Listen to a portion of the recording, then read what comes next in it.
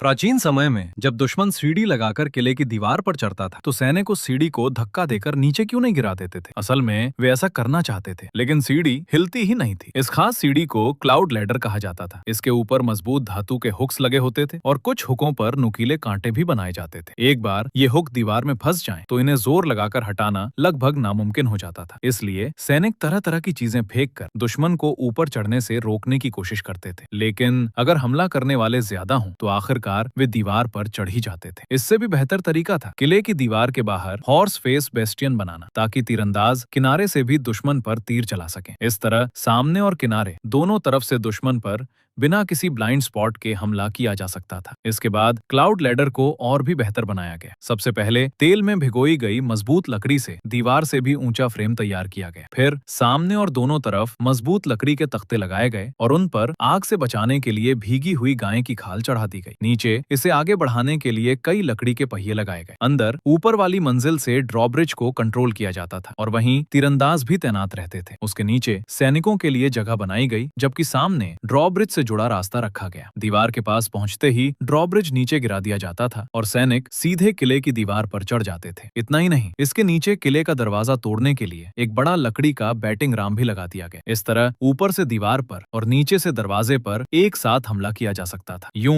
एक बेहद ताकतवर घेराबंदी मशीन तैयार हो गई। इसे लिन चोंग सीज टावर कहा जाता था। इसमें एक साथ 100 से ज्यादा सैनिक सवार हो सकते थे और ये घेराबंदी की सबसे खतरनाक युद्ध मशीनों में से एक थी।